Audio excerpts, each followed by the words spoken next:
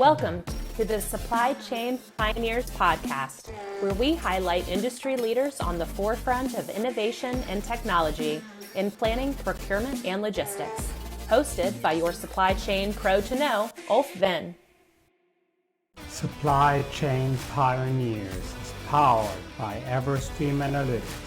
Everstream gives you the predictive insights and analytics to make your supply chain faster, smarter, safer, and leaner. Go to everstream.ai to book your demo today.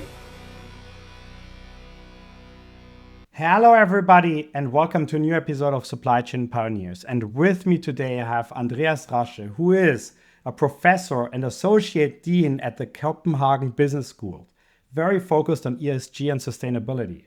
Welcome, Andreas. Thank you very much, Ulf. Pleasure to be here. Andreas, I already talked about your current position, but maybe you quickly introduce where you're coming from so we have a basis for discussion. Yeah, so I'm an academic with a strong foot in practice, I would say. So I've been in academia for over 20 years. I've been always researching sustainability and responsibility.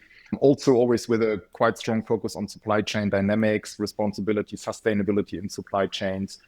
And I taught and researched at German universities in Hamburg, for instance, in England. And now I'm in Copenhagen, Denmark, where I'm also, quite focused on the EU regulations. But as indicated, I also interact with practice quite a bit. For instance, I'm sitting on Novo Nordisk's Sustainability Council. So I always try to have a foot in practice.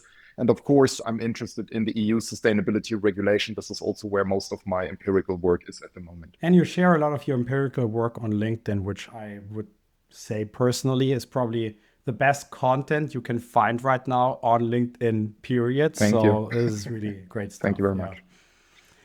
So I want to just quickly ask, how did you get into the topic of ESG and sustainability? Because you said you do this for quite a while, right? And it wasn't as on vogue back then. No. So it's quite interesting how you got into that. Not at all, not at all. When I was studying, we had an elective course. So it was not part of the core curriculum. It was an elective course on business ethics. And that kind of made me curious. I felt, okay, there really is something here. That was in 1998. So way back, almost 30 years now. And I realized, there are many problems. Back then already, there were also problems like Nike's labor rights scandal you had in the mid-90s. And that made me just very curious that I decided also to stay in academia, work on these topics and try to contribute to the knowledge. So it was more born out of ethical debates and ethical reflection. And then later on, I took a turn more towards management science, governance. So these days, I would not understand myself as kind of someone in the field of business ethics. Of course, I'm still concerned with the values underlying this debate, but this is where I'm coming from. And I'm very proud of the heritage, I must say. Yeah, it's always, I think if you do it right, then ethics always automatically will lead to value or revenue growth eventually, right? So because you have a stronger workforce that's more behind your values and so on and so forth. So I think going then into ESG and sustainability, it does make sense, actually. It's interesting. Exactly. Okay. This is also how I saw it. And I was quite frustrated on the early days that everybody was just always talking about the business case and so on. So I felt you needed a bit more than that. And this is where my first work, you will actually, if you look at my publications, you will see that my first work was on Habermasian discourse ethics. So it was very much kind of Jürgen Habermas in the spirit of how do you actually find agreement between different actors, which actually is very timely today with so many people disagreeing on ESG and sustainability that maybe a bit of going back into discourse ethics would help. As you said, you're also following supply chains quite in depth. It is Supply Chain Pioneer, so that's a focus here. Was there an event or any kind of trigger that brought you to supply chain? And right now with the EU regulation, supply chain obviously being a focus topic, was there anything that really made you hone in on the topic of supply chain? I think probably, as I just said, the Nike case in the mid-90s was one that really made me think, where I also, as a student back then, started to understand production and consumption are so decoupled, right? And we don't reflect on where these products come from. We don't ask questions. And the more I was digging into it, the more I saw that it actually is also a problem of development in countries, right? Like India, like Pakistan, like Bangladesh, where you have very complex development challenges. So that made me curious back then. And then I think also, of course, Rana Plaza was a key event that then really, I think, started also a lot of academic discussions, because not only because it was covered by the media, I think that was, of course, one aspect, but also because it was so obvious that something is fundamentally wrong with the entire system behind that. And that, of course, was a trigger event for me, where I then also pushed more into research in this area. Yeah. But I just came back to 1998, and you already talking about Nike and being so interested about this back then. There was a time where procurement, low cost sourcing, and so on was all the rage. I'm coming from an automotive city, actually, and I was back then right before graduating, and everybody was like, okay, I'm going into procurement. I'm working for here, the big OEM in my city, and so on and so forth. So everybody wanted to drive down costs and go low cost. And you already were on the next step, essentially thinking about, okay, there might be some problems with that in 98, which I think is quite impressive, actually. Yeah. But credit also goes to my university back then, who offered that course, and to my teacher back then, Dirk Metten, who became also a well-known professor in this field, who made me familiar with some of these debates. Yeah. Okay. So now we come to what I would call back then a very big success story. Now we have to reevaluate, which is you posted on LinkedIn 1 year ago, more or less, the EU Council just approved CSDDD, a good day for Europe, a good day for human and environmental rights. Obviously, a lot has changed since then. What is your view if you look at the downscaling we see for approximately the last 6 months? And you also covered that in depth, obviously. Yeah, I think what we are seeing, of course, is a political debate. When I posted this last year, I would have never imagined that not even 6 months later, we are already talking about simplification efforts. So I think, and that's important in order to understand the current debate, there is a political position behind that, because we are talking about the simplification of regulations, directives in this case, who had never a chance to actually prove themselves. The CSDDD so far has not been implemented. So we essentially don't have implementation experience. We have only implementation experience from other due diligence laws, like in Norway. The Norwegian government published something interesting very recently on this, from Germany, from France. But this is, of course, not the same as the directive. So I was personally very surprised when last October I heard first rumors that there will be simplification of the CSDDD and the CSRD as well, because I asked myself, hold on, you just approved that. So in between, of course, we had European elections, and that, of course, is the decisive driver here. Once political majorities shift, pressure builds up, and suddenly, of course, the agenda changes. So I think overall, it is a very sad reality that we are aiming at simplification without experience and purely based on political bargaining.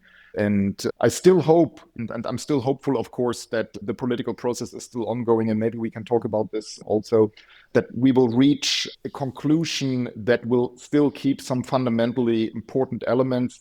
But I think my initial reaction to this was, oh my God, what are they doing? And is this really even in the interest of those who say we need more competitiveness and we need to reduce costs and so on? Because it felt so very weird to change something that has never been implemented.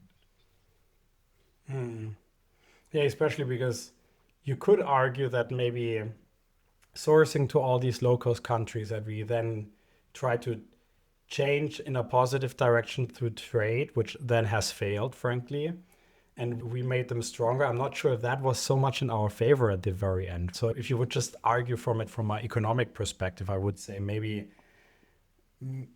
that is not, we made them very competitive, frankly, not the other way around. At least for some countries, I think, yes, China, of course, grew through this, but for some countries also the story, I think, is a little bit different. Nevertheless, I think the basic line for me has always been, I'm not opposed towards simplification, don't get me wrong. And sometimes people also get that wrong. They say, oh, this is the guy who thinks everything is not right. I'm fully with some of the politicians who say, particularly on the reporting side, we need to simplify some of the technical frameworks. And I think that is good. The simplified ESRS, so the European Sustainability Reporting Standards, that's good work. it's solid work. Well done.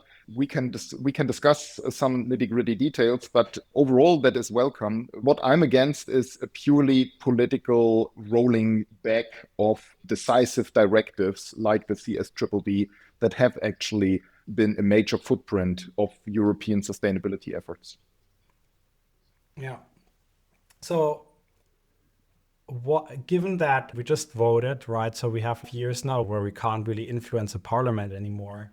But I do believe, I mean, there obviously is a very passionate crowd that wants this to be still as effective as possible. I'm a big fan of sustainability. I still think it shouldn't be too much of a burden for a company, and it should be done in a meaningful way so that essentially the act of doing it is more important than the reporting of doing it.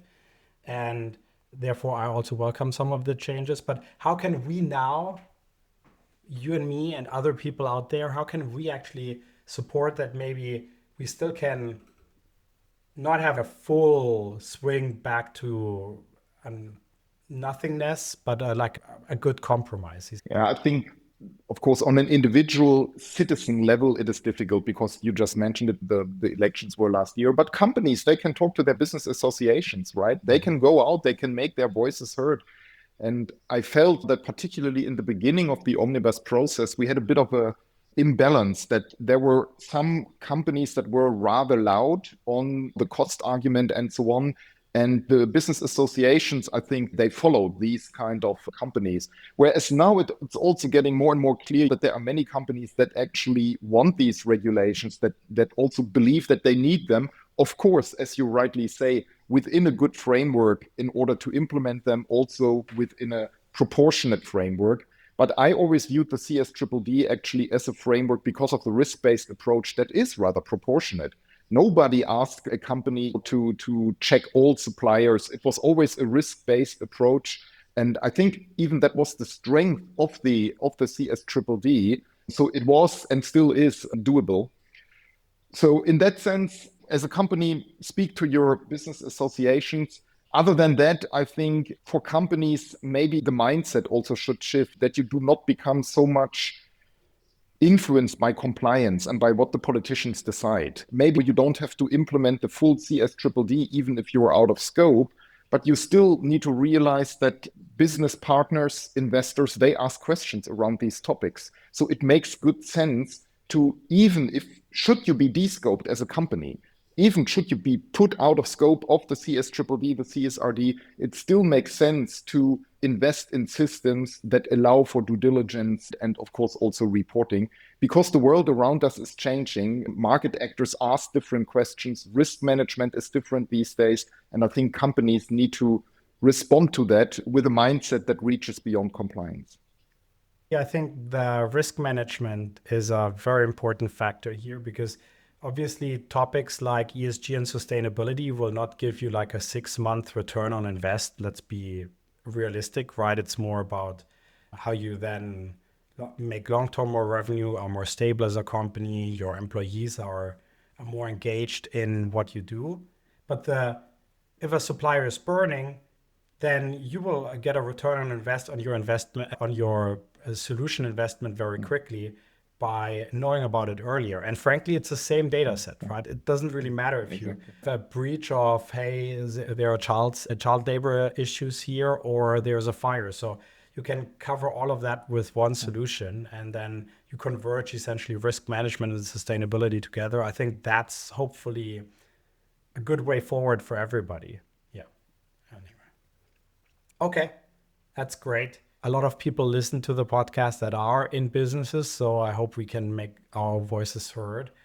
When you think about how that developed, you obviously say it's a political shift, but then you also had the Draghi report, and then you had a lot of complaints around LKSG in Germany, which I do believe LKSG also wasn't that bad of a law, but people have overdone the implementation. And I thought maybe that's because of bad communication or not clear communication. So would you say that maybe the situation also came to where it is because of a big overall communication issue and not being entirely clear on what actually needs to be done versus what cannot be done? Yes, I would agree to that. I think the lack of guidance in particular was a problem, particularly on the CSDDD side. I think whenever you put out a directive, the guidance should immediately come with it. We cannot wait 2 to 3 years. And the process, of course, until today, there is no authoritative guidance on the CSDDD. And I think that is a problem because then companies become dependent on consultants. They become dependent often on auditors, assurance providers, and they have a very precautionary approach. They are quite cautious. So they tend to over-implement. And I think this is where a lot of the problems came from, that we needed actually better, more authoritative guidance for these regulations, and also maybe a little bit more support from the business associations, but they were actually going the other way, right? So they rather complained about the cost. They very early bought into the cost narrative. It is no secret that the German BDE was on the forefront of lobbying against the CSDDD. So in this sense, I think the support infrastructure for these regulations was not sufficient. And this, I think, is an important message also to politicians in future efforts to get the sequencing right here. Also, I want to point out one of the things you posted recently that I found particularly insightful. That was around the UN, and that the UN realizes that a lot of people do not read these very long and sophisticated and content-rich reports that they put out. And looking at some of the guidances and the lengths of the guidances that we had for some of these laws, I would say maybe that also is an issue, that we should maybe more chunk it, be more concise, and have different formats. I fully agree. I fully agree with you. It's the UN reports, of course, they're often technical reports, and I think it makes sense maybe to work with different versions, to put out a version really for the technical specialists and so on. But then you also need a version for the senior managers in an organization who need answers about what actually is it here, what is our responsibility, why do you do this? So to answer these essential questions, and then to really push this out towards the companies. And I think also in terms of really the pushing the communication channels, there is a problem here, because just putting this on the EU website or the Commission website is not sufficient.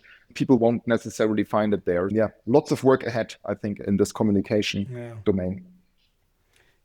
I personally really like the way that UNICEF does things in their communication, because they put out sometimes they're overly dramatic and then get viral for maybe not the right reasons. But I think they have a good way of using video to convey messages about deep research they did, actually. Yeah. You're absolutely right. Cool. What are some positives maybe? And then I think the negatives are clear, but maybe let's also recap. What are positives and negatives on all that EU downscaling of sustainability initiatives? Yeah, as you say, the negatives, I think they are probably clear to most of the listeners. The positives, I think, it is, of course, a good thing that we discuss this. It is a good thing that we discuss it. And you know what? For me, the very fact that we discuss it is a sign that sustainability has matured. 10 years ago, nobody cared. Nobody really cared about. We had some early sustainability regulations out there, but the very fact that this is a discussion now actually shows that sustainability has matured, and that some politicians believe it is worth fighting against it. So this is actually a badge of honor, so to say, for sustainability, that it is finally being taken seriously. On the positive side, I also think it is good to discuss costs. It is good to discuss administrative burdens. We need to take this seriously. We cannot just live in an ivory tower and design regulations that at the end are not implementable. So I think it is also a big learning process here. And of course, yes, particularly on the sustainability reporting side, the original ESRS with over 1,000 data points, it was overdoing it. And you also saw through the revision, there was lots of duplication in there. There was lots of things that could easily be removed. So I think it also brought a lot of good things. But for me, these good things exist more on the technical level. At the EU, they have these two levels of regulation. The one level are the directives like the CSDDD and the CSRD. The other level is more the technical implementation. This is where the standards, the implementation, so to say, is. And I think we should have maybe started the simplification only on this level 2, on the really implementation related standards like the ESRS, and then later on turn towards the directives once we have gathered some experience on it. But overall, it's not all bad. There is also something positive here. It's a big learning exercise, and I think it's important that we all also treat it as such. Mm-hmm. Yeah. And currently reading a book everybody has probably read even at one point in their life, Sapiens. And yeah, I mean, if you look at where we have been a couple of 100 years ago and where we are now, we're definitely getting a little bit better in sustainability over time, every 10 years or so. So I think, yeah, it's good. I also like that we talk about it, right? I think Rana Plaza has done a lot, but there are so many other situations that we should look into that. Definitely. Rana Plaza is just the tip of the iceberg. It's the nitty-gritty little bit that became very well publicly known. But all the thousands of factories where you still have very bad and very questionable working conditions that don't make it into the news, I think we also have a responsibility for them. Yeah, no, totally agree. Okay. So obviously a very provocative question, but looking at how the downscaling works right now, will ESG and sustainability become, during this legislation, primarily a tool set for trade restriction? It is a tool set to influence trade, no questions asked. I think we've seen it. There was a joint statement between the European Union and the US, making clear that the CSRD and CSDDD, as well as EUDR, that they are part of the trade talks, and that the EU also agreed to making concessions towards the US.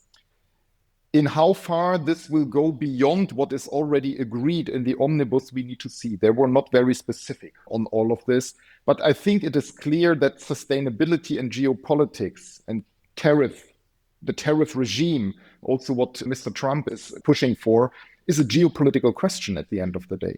And sustainability and geopolitics, they become more intertwined through these kind of debates. And yes, I think we have now reached a stage where sustainability has become a tool, a part of a toolbox, of a wider toolbox to discuss trade-related issues. Okay, good, interesting. So now, now we're looking at sustainability more from a pragmatic angle, seeing it more as a tool set of trade restriction. The original aim to do sustainability in order to further the welfare of everybody is obviously getting a little bit behind, but that was the original intent only a couple of months ago, frankly. So the question is, and that's a crystal ball question, when will the pendulum swing back? Because obviously it swung in one direction, then now it swings back. So eventually we will come back to a better sustainability initiative again. So when do you think that is going to be? It's difficult to put a precise year on it, but I think there are a number of pressure points that push us towards the scenario where, of course, the importance of sustainability will once again increase dramatically. One is, of course, there are political cycles. The current von der Leyen Commission is maybe not completely deprioritizing sustainability and the Green Deal, but it is also not supporting it as much as in the first term. However, political cycles exist. This commission will not be in office forever, and we will see a different reality. The same as with the White House. And so I think this is one influencing factor. The other influencing factor is the pure pressure that comes from Earth systems and also human rights violations. Particularly on the Earth system side, we are getting more and more pressure. These things change. Biodiversity loss, a new study was just published some days ago, which basically shows 60% of land on Earth is actually subject to severe biodiversity loss. So in that sense, the pressures are increasing. We also see it in some price signals on markets already. Commodity prices are increasing, insurance prices are increasing. So I think we will cross a critical threshold at some point, which will make even the most critical actors, or the most doubtful actors, let's put it that way, maybe rethink their positions out of pure economic interest, because they of course need to protect their assets.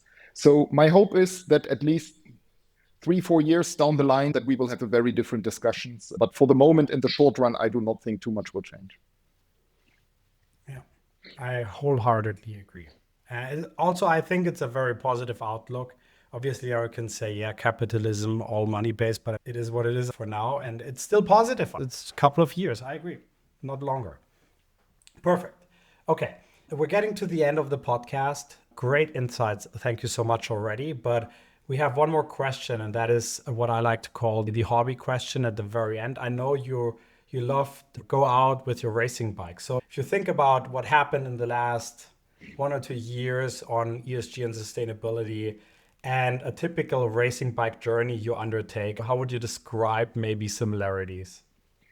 It's a good question indeed. I'm a passionate, at least for me, at each time I go on a tour with my kind of race bike, there is a point where you feel very exhausted and you need to go through this point. You need to push yourself through. For me, it's usually like after an hour 30 or something. Then it's like, why am I not home? Why am I not home just doing something else? But you need to push yourself through this. And I think this is pretty much the same situation right now with sustainability. It is a tough time. We need to push ourselves through it. And then usually when I'm again at home with the bike towards the end of the bike ride, then things get much better. They get much easier. And as we discussed before, I hope that we will reach this point rather soon. But this is an analogy kind of that I would make between race cycling and the current situation. Yeah, that was a great analogy. I loved that. Perfect. Andreas, thank you so much for doing this. I learned a lot. It was a very insightful discussion. Thank you very much indeed, Ulf, for inviting me. It was a pleasure to be here. Perfect. And with that, I would like to say to everybody who's still here, listens or watches, or however you enjoyed this podcast, have a great day and bye-bye. Bye-bye. This was Supply Chain Pioneers. Thanks for watching, listening, or however you are enjoying this podcast. You can find Supply Chain Pioneers on Spotify, Apple Podcasts, all other major podcast players, as well as on YouTube at Ulf Talks Supply Chain. Please don't forget to like, subscribe, and comment. See you next time.